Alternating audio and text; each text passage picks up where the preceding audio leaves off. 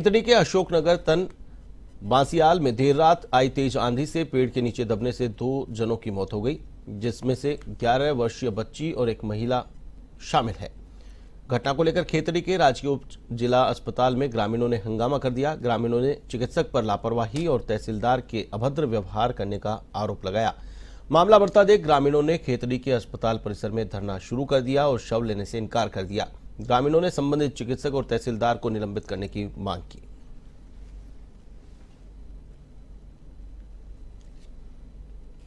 वो मृतका सावित्री देवी, उसकी 11 वर्षीय बेटी पेड़ के नीचे सो रहे थे। तेज आंधी के चलते पेड़ टूटने से बच्ची और मृतका है वो दोनों घायल हो गए। उनको लेकर के अस्पताल के लिए निकले ग्रामीण, तो बताया जा रहा है कि बच्ची ने तो रास्ते में दम तोड़ दिया, लेकिन सावित्री देवी को लगभग 10 बजे अस्पताल के अंदर ले पहुंचा दिया गया था।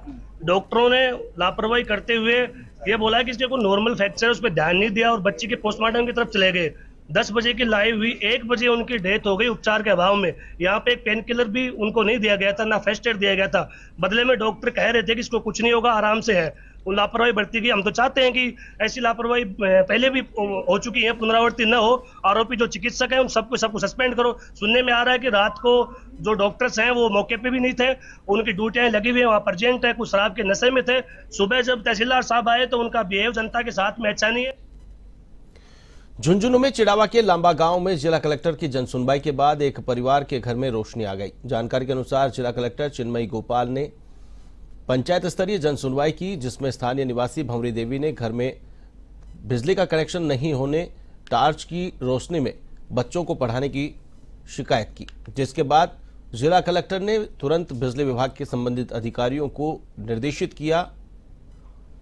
तो वहीं निर्देश मिलने के बाद तुरंत 6 घंटे के भीतर बिजली निगम के कर्मचारियों ने संबंधित महिला के घर में बिजली का कनेक्शन किया और घर को रोशन किया।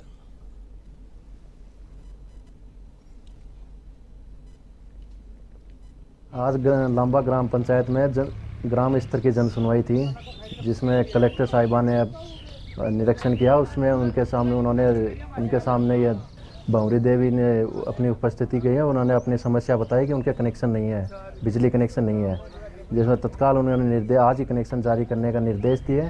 तो आज उनकी फाइल जमा करवाकर, उनका डिमांड नोटिस जमा करवाकर 140 मीटर लंबी लाइन खींचकर 3 पोल लगाकर उनका कनेक्शन जारी करके उनके आदेशों की पालना की गई। भीषण गर्मी के बीच राजस्थान में अचानक मौसम में बड़ा बदलाव हुआ। प्रदेश के अलग अलग जिलों में आंधी के साथ बारिश का दौर शुरू हुआ। सीकर में 40 किलोमीटर प्रति घंटे की स्पीड से तेज हवाएं चली, तो वहीं राजधानी में भी आंधी के साथ बारिश का दौर शुरू हुआ। सीकर झुंझुनू में 3 लोगों की मौत की खबर सामने आई है। गुरुवार रात से जारी आंधी का दौर शुक्रवार को भी जारी रहा। शुक्रवार को राजधानी में चितराई बारिश भी देखने को मिली। धूल भरी आंधी और बारिश के चलते जनजीवन अस्त व्यस्त नजर आया। तो वहीं कई जगह होर्डिंग, तो कहीं पर शहर में मोबाइल टावर गिरने की घटना भी सामने आई।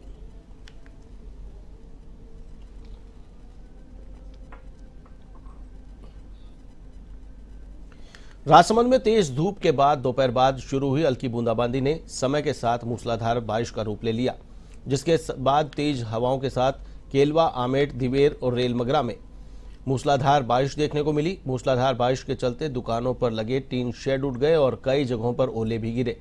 कई दिनों से गर्मी झेल रहे लोगों को इस बारिश ने कुछ राहत दी, तो वहीं तापमान में गिरावट भी दर्ज हुई।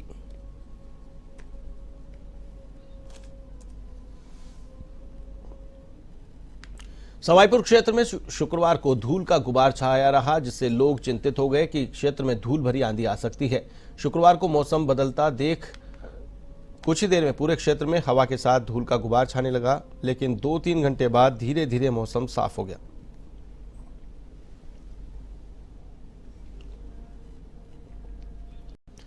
प्रदेश में बदले मौसम के मिजाज के बीच नवलगढ़ में दूसरे दिन भी अंधड़ का कहर देखने को मिला। झुंझुनू के नवलगढ़ कस्बे में तेज अंधड़ ने जमकर कहर बरपाया। तेज अंधड़ से कई पेड़ धराशायी हो गए और सड़क किनारे होल्डिंग भी उखड़ गए। तेज अंधड़ से नगरपालिका की स्ट्रीट लाइटें भी उखड़कर जमीन पर गिर गई। दोपहर के बाद अचानक बदले मौसम के मिजाज के कारण कस्बे में बारिश का दौर चला। लोगों को भीषण गर्मी से राहत मिली, तो वहीं दूसरी ओर तेज अंधड़ और बारिश से लोग परेशान भी नजर आए।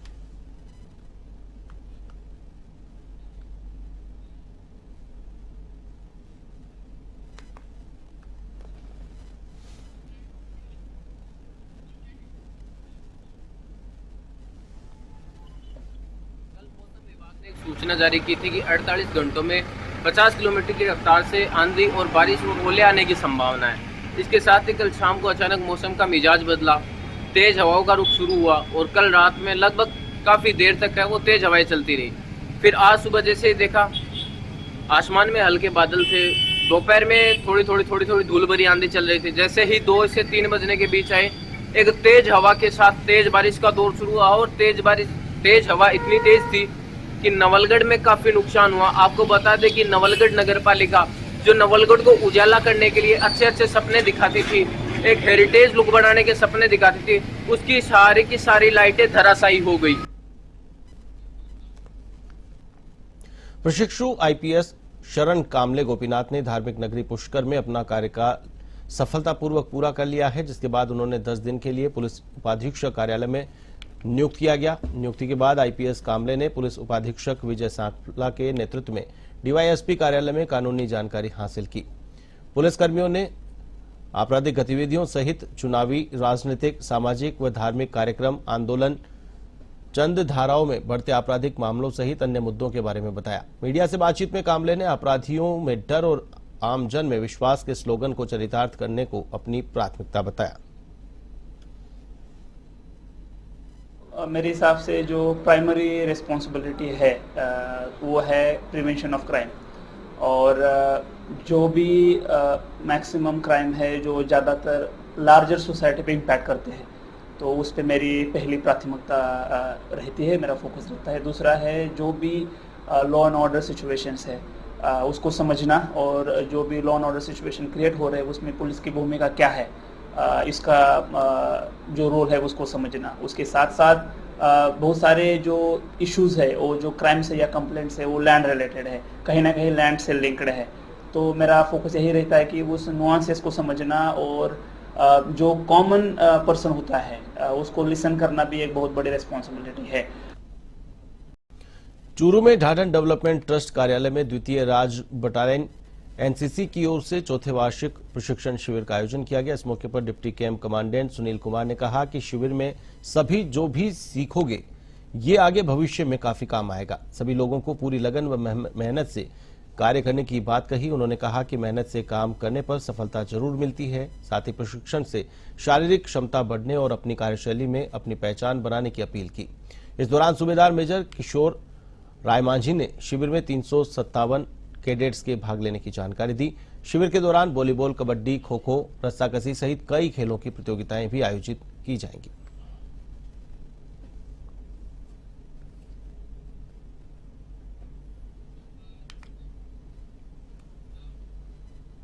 धौलपुर के राजाखेड़ा सड़क मार्ग पर एक तेज रफ्तार बोलेरो ने बाइक को टक्कर मार दी, जिससे हादसे में चाचा भतीजे की मौके पर ही दर्दनाक मौत हो गई। दिघोली पुलिस थाने के नजदीक पेट्रोल पंप के पास हुए हादसे की सूचना के बाद पुलिस मौके पर पहुंची और शव पोस्टमार्टम के लिए भिजवाए।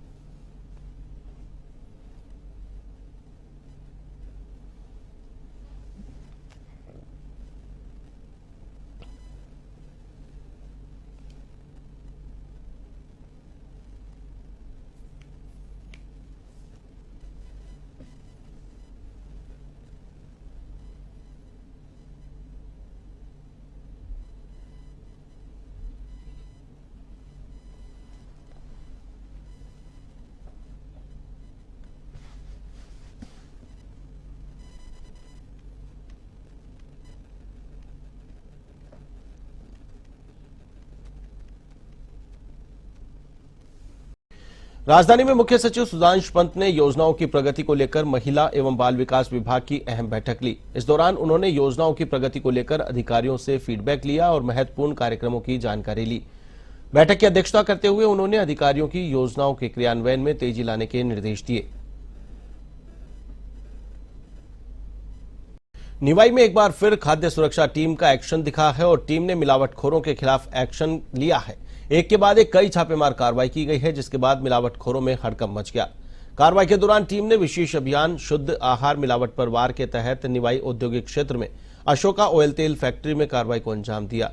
इस दौरान खाद्य सुरक्षा अधिकारी सत्यनारायण गुर्जर और सुरेश शर्मा ने अशोका ऑयल मिल के सोनागारी व श्याम ब्रांड कच्ची घाणी के सैंपल लेकर जांच के लिए भेजे। साथ ही अमानता और मिलावट की आशंका के चलते सोनागारी ब्रांड के 1573 किलोग्राम व श्याम ब्रांड के 380 लीटर सरसों तेल को सीज कर दिया गया।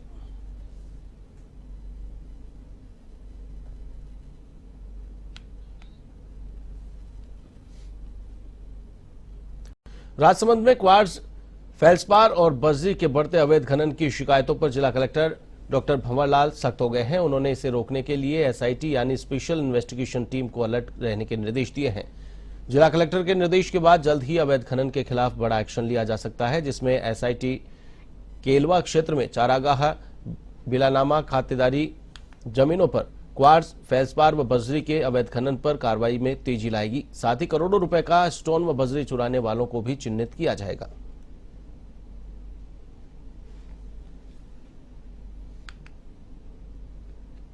तरह की शिकायतें कुछ ब्लॉक से हमारे पास में भी आई है और आज आपने भी बताया है कि उन पर हमारी कार्रवाई है वो लगातार जारी रहेगी।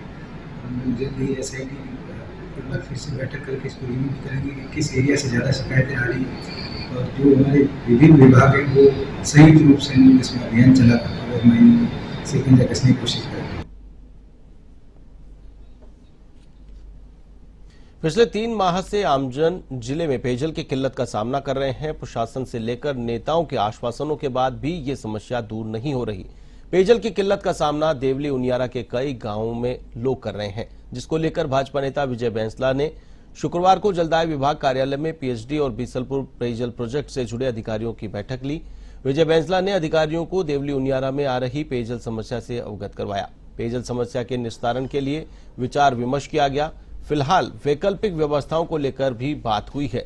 अधिकारियों ने जल्द ही व्यवस्था सुधारने के लिए आश्वासन दिया है।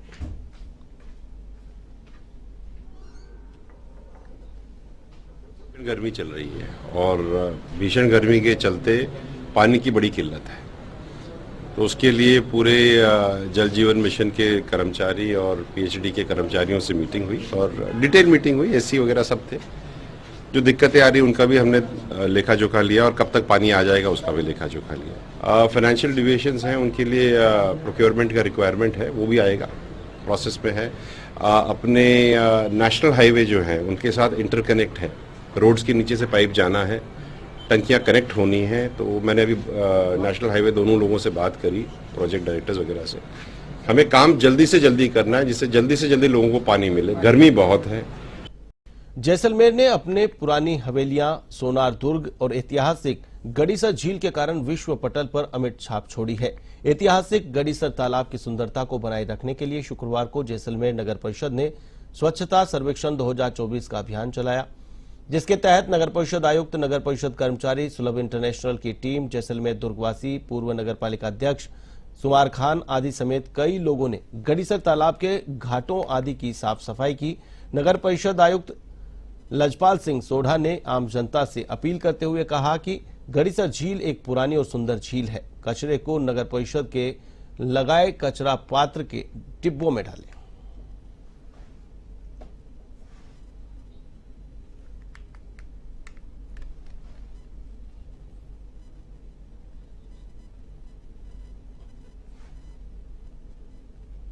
जैसलमेर का एक महत्वपूर्ण पर्यटक स्थल है। स्वच्छता सर्वेक्षण 2024 के तहत हमने यहाँ गड़ीसर में आज स्वच्छता अभियान चलाया, क्योंकि यहाँ सबसे ज्यादा पर्यटक आते हैं। अभी ऑफ सीजन है पर सबसे ज्यादा पर्यटक आते हैं और यहाँ किनारों पे बहुत ज्यादा प्लास्टिक और बोतलें और ये है। तो मेरा लोगों से यही अपील रहेगी कि प्लास्टिक का कम से कम उपयोग करे भी। मान लो कहीं की जरूरत भी पड़ जाए इमरजेंसी, तो हमारे जो कचरा पात्र बने हुए हैं उसी में डालें, जिससे हम उसको ले जा सकें प्रोसेसिंग के लिए। आप किनारे पे डाल देते हैं या बीच झील में डाल देते हैं, वो किनारा हवा से किनारे पे आ जाता है और किनारे पे जाम हो जाता है, जो कि सुंदरता को खराब करता है। तो मेरा ये सबसे अपील रहेगी कि बहुत ही अच्छा और सुंदर झील है, इसको स्वच्छ बनाए रखें